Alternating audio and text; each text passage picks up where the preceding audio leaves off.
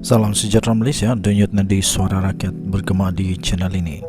Terima kasih kerana bersama-sama dalam channel ini untuk mendapatkan berita-berita dan ulasan-ulasan terbaik untuk seluruh rakyat Malaysia.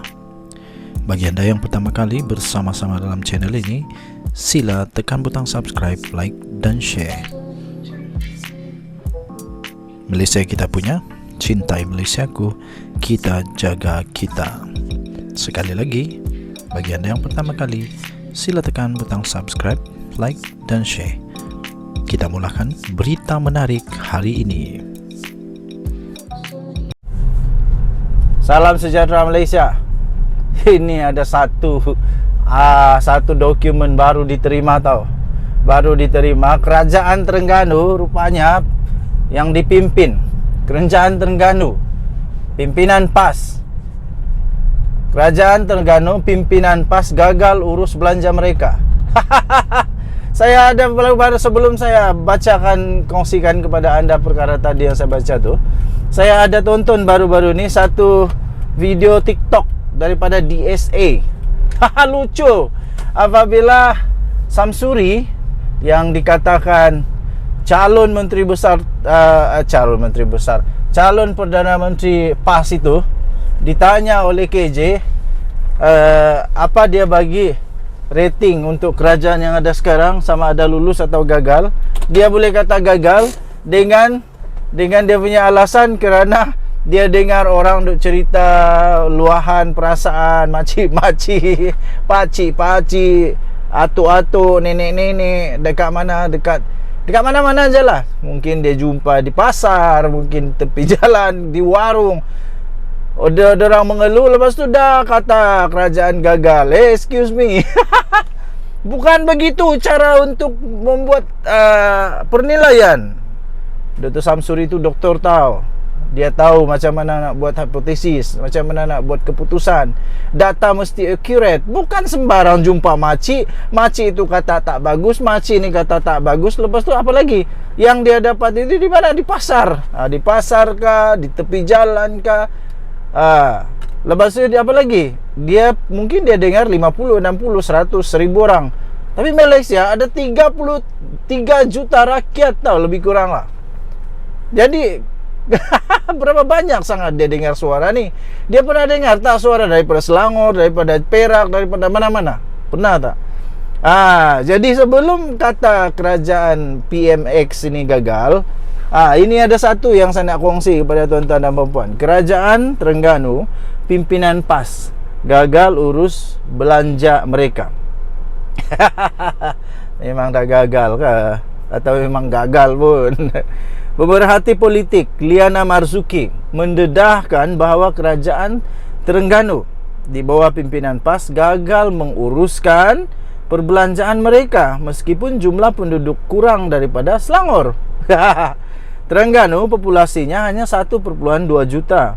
Belanja 1.86 bilion.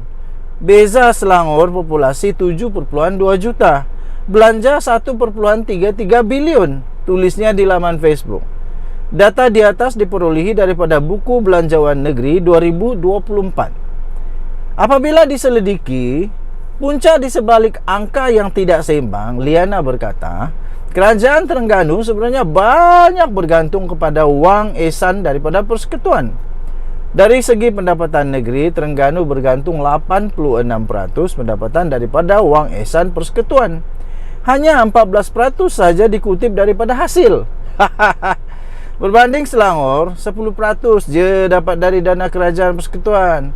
90% daripada pendapatan mereka sendiri melalui hasil negeri. Ini barulah negeri yang maju. Samsuri layakkah untuk nak jadi Perdana Menteri kalau begini? Layakkah nak komen Perdana Menteri kalau begini? Dari segi perbelanjaan, terbaliklah pula. Belanja negeri Terengganu yang populasi 1.2 juta rupanya lagi tinggi daripada belanja Selangor yang 7.2 juta. Terengganu belanja tahunan untuk 2024 berjumlah 1.86 bilion. Selangor hanya 1.33 bilion tau. Macam mana tu? Pergi mana duit tu?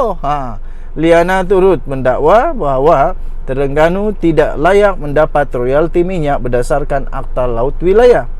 Ikut Akta Laut Wilayah, patutnya Terengganu tak layak dah dapat royalti minyak. Tetapi bila dah diberi, mengadu tak cukup pula. Royalti minyak adalah salah satu perkara yang sering kali dibangkitkan oleh wakil rakyat PAS.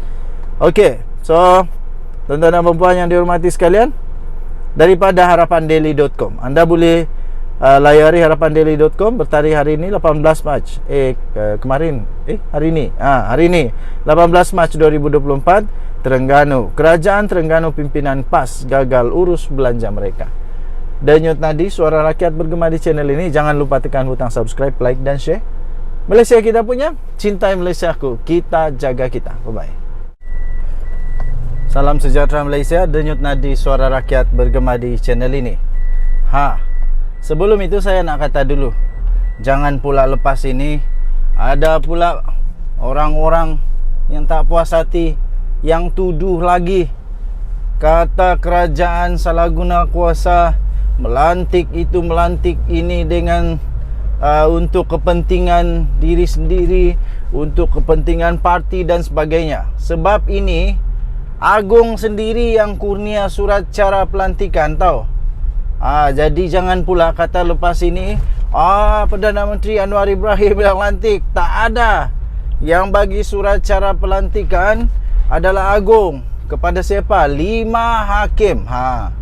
Jadi lepas ni, kalau memang salah, dijatuhkan hukuman bersalah, jangan pandai-pandai hina mahkamah. Jangan pandai-pandai nak kata mereka dipergunakan lah oleh kuasa ni lah, apalah, macam-macam lah. Sebab kalau kamu buat begitu, seolah-olah kamu mempersoalkan kredibiliti yang di-Pertuan Agong tau.